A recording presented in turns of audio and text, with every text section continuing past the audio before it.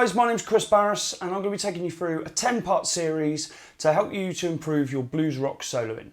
We're going to be looking at a bunch of different things. It's kind of aimed at beginner to intermediate, but even some more advanced players might find something in there in the later lessons that they can make use of.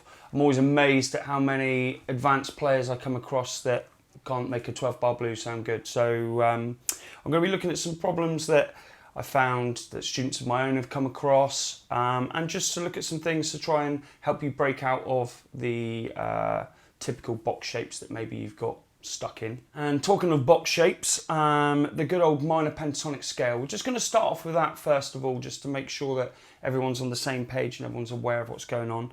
And I'm sure everyone watching this already knows position 1 at the very least, if not all 5 positions. I'm just going to glance over this quickly. The lesson isn't about just learning some shapes. The tab will come up on the screen, so I'm just going to go over this very quickly. If you don't know the 5 shapes of the pentatonic, then I suggest maybe just stick on that section of the video to start off with and just get those shapes drilled in. The idea of this lesson is going to be looking at some licks within each of those shapes. So I've come across a lot of players that, you know, they're very comfortable in position 1, whatever, but they'll do a whole solo just there and won't move from that position. And I'll say to them, well, do you know the 5 shapes of the pentatonic? And they'll be like, yeah, sure. And they'll rattle up and down them, but can't actually make them sound musical or make any licks with them. So scale shapes are useless unless you can make them sing, unless you can talk with them. We're going to look at the 5 shapes, and then we're going to look at licks that we can do within the 5 shapes that hopefully give you some ideas if you've been struggling to make them sound good. So I'll just play through the 5 shapes now. The tab will come up on the screen.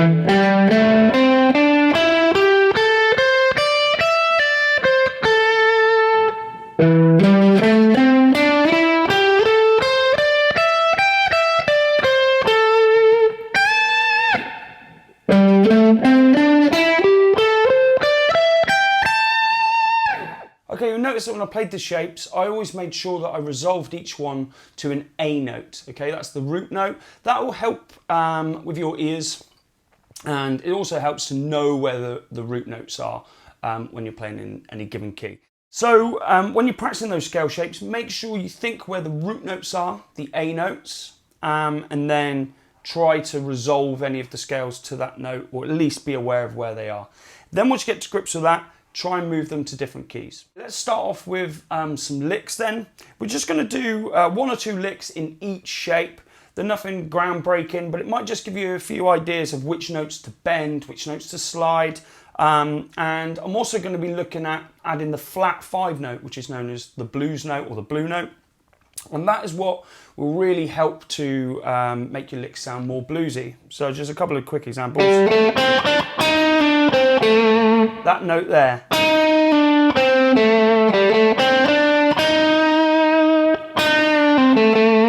You know, on its own, it sounds a little bit out of tune. It sounds a bit tense. But when you bring it back down, it resolves and it sounds nice and bluesy. Okay, this first lick, I'm going to play it up to speed first of all, but with all of these licks that we're going to be doing, the idea isn't really just to learn them like parrot fashion, exactly how I play it at a given tempo. You can play it at whatever speed you want. You can play around with the timing. It doesn't matter if you want to hold a bend a little bit longer. The idea is just to help you to start making some music with the scale shapes rather than just rattling up and down the strings. Okay, so the first one.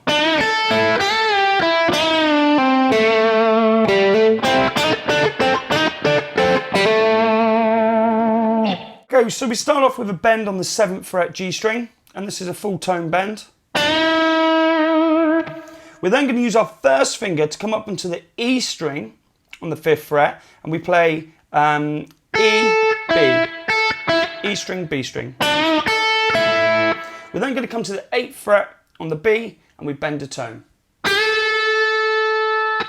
Now this is going to be a bend and release. We bend it up, bring it back down, and then we come to 5. So all the licks so far. We're then going to come to the 7th fret on the G string, and we do the same thing. So we bend up a tone, we release it, and we pull off to the 5th fret on the G. And then we resolve it to the root note here. So the first part of the lick.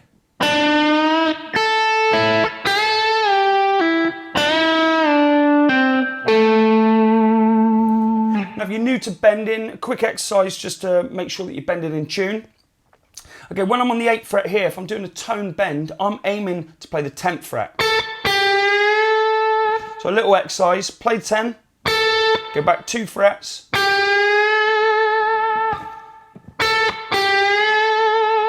and then if we're here, play the 9th, so you can practice bending in tune. Okay, so the lick so far.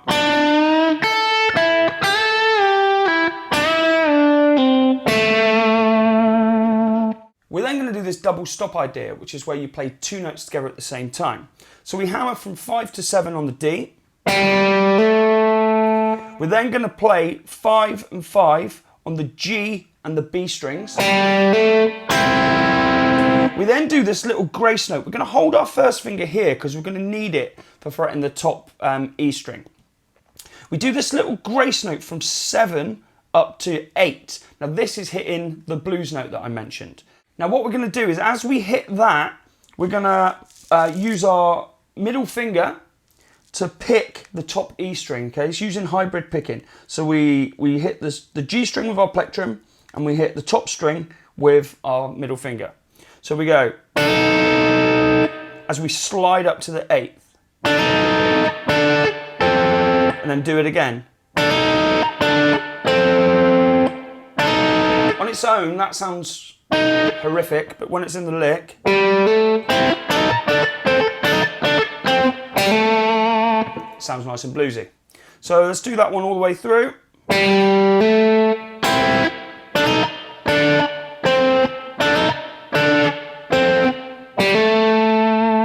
finish with a 5 to 7 hammer on. Okay, for the second lick, we're going to move up to position 2. I'll play it through to start with.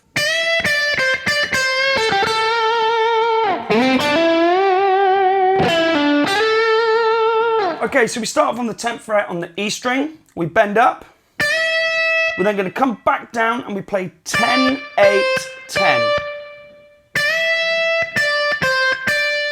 We then come back to the 8th fret and we do this like quarter tone bend. It's just like a little sleigh, just bend it up slightly. And that'll just help make it a little bit more bluesy. That actually touches upon something that we're going to be looking at later on in the series, which is where we bend a minor third to a major third. We'll come on to that later on. It's commonly used in blues playing. So far. And when we're here, we pull off to 8, and then we finish on the root note, 10th fret on the B string.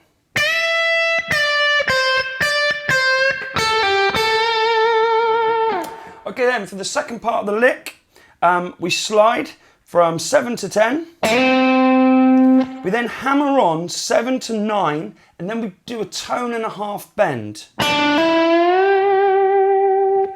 Now, that's kind of like a Gary Moore kind of thing. Obviously, to bend it that far, you've got to put a bit more oomph into the bend. So we're making the 9th fret sound like the 12th fret.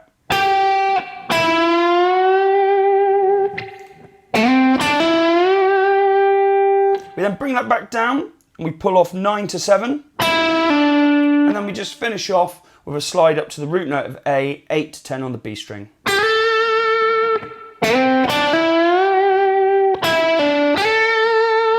The timing can be nice and loose on this, play around with it, make it your own. You don't have to adhere to strict timing or what I've written in the tab or anything like that. Play around with it. It's just to give you some ideas of which notes to bend, which notes to resolve to, things like that.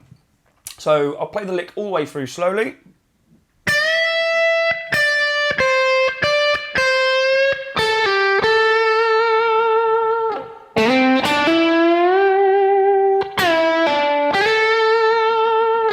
And up to speed.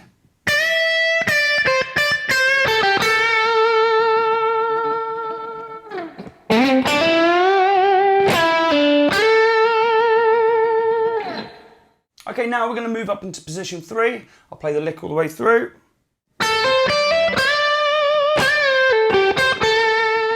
Okay, now we're starting off with this little run into the bend. Now this is designed to be 16th notes, so 4 notes in a beat. And this lick's it's coming in before beat 1. So you'd count 1, 2, 3. So you'd hit that bend on beat 1. There's like a little lead into it. 1, 2, 3. And again, 1, 2, 3, 4. So as soon as that beat 4 hits, you play these first 4 notes. So let's go through it. 10th fret on the B string, you hammer on to 13 on the B. We're then going to hammer on 10 to 12 on the E string. Now I'm going to use my first and second fingers here so that I've got my third finger available for the bend.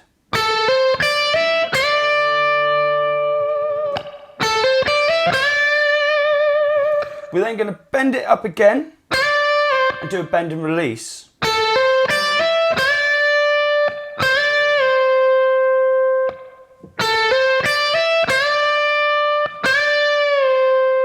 We then come to the 10th fret on the B, 12 on the G, 13 on the B, and then resolve to the A note on the 10th.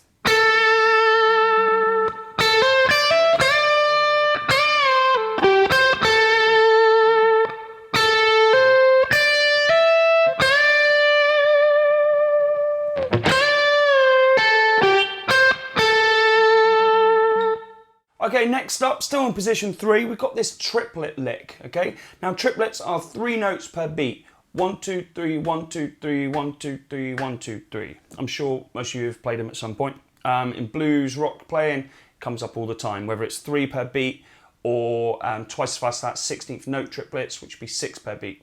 I'll play it all the way through.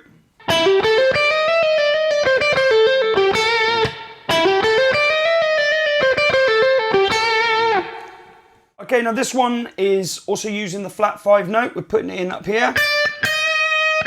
That's the 4th, the 5th, and that's the flat 5 there. Okay, so we start off hammering 9 to 12, and then 10 on the B. That's our first triplet. The next one is we hammer on to 13 on the B. We then go 10, 11, 12, and then back down. All hammer-ons and pull-offs.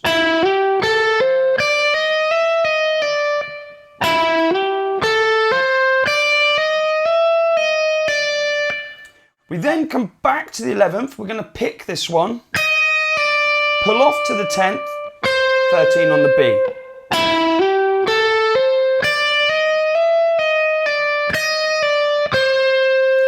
We then come back to the 10th on the E, 13 on the B, pull off to 10.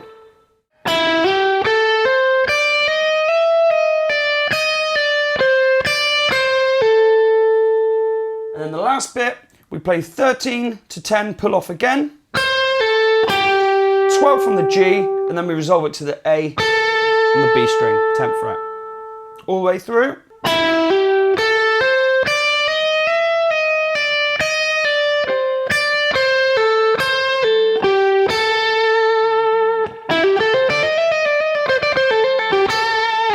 Okay, now we come up to position 4. I'll play the lick all the way through.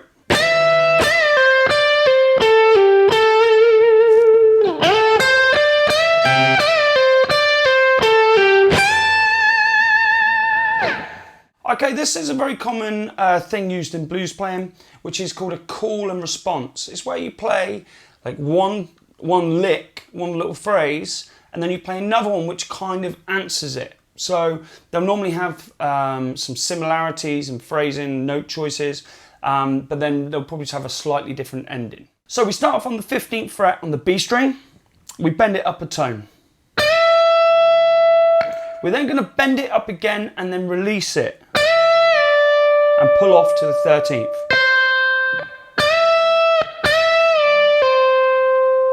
We then go back to the 15th, back to the 13th. We then come to the 14th on the G string, and we play that, and pull off to 12, and then we go back to the 14th. And we hold that with a bit of vibrato before coming in with the second half of the lick.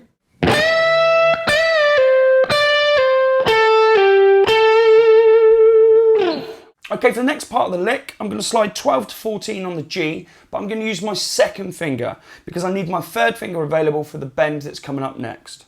12 to 14 on the G, my first finger goes to the 13th fret on the B, my third finger goes to the 15th fret on the B, and then I bend it up. And we're going to hold it up there because my little finger's then going to come on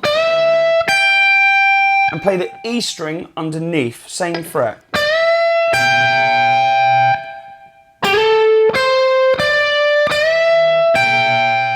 And you let the two ring out together. We're then going to do a bend and release, 15th fret, bring it back down, pull off to the 13th. We're then going to come back to the 15th and we play 15, 13.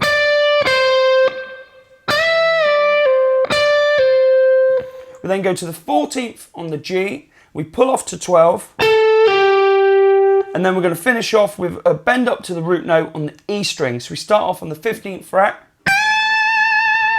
and we bend up to the A to finish off the lick. So the second half of the lick.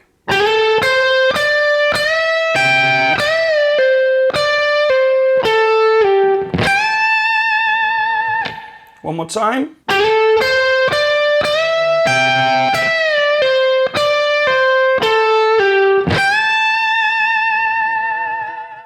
We're going to do this lick in the low octave position. I'll play it through at a normal speed to start off with, then we'll break it down from there.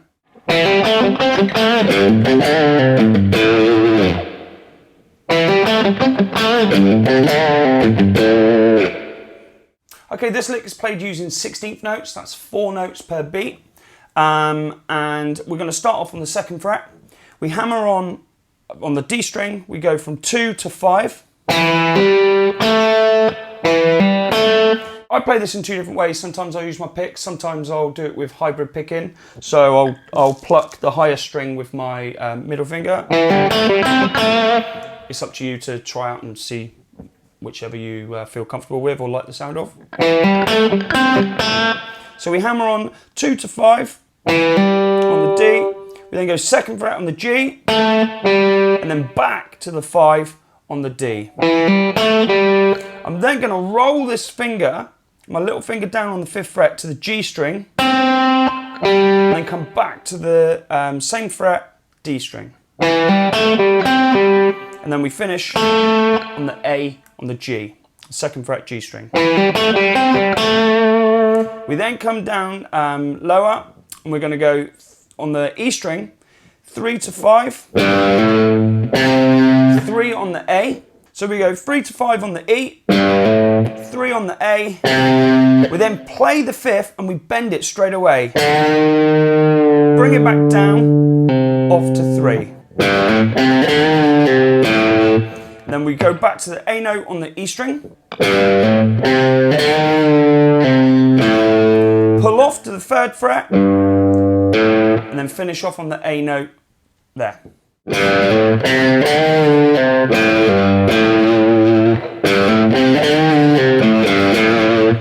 I'll do that second half all the way through.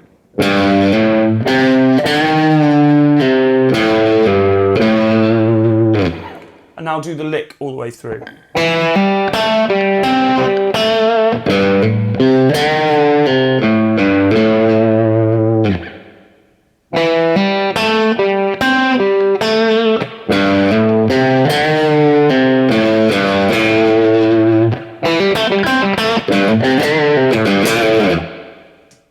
Okay, have fun with those licks. Next time we're going to have a look at linking the shapes together, so playing licks between 2 or more positions of the pentatonic scale. So make sure you're up to scratch with all of those.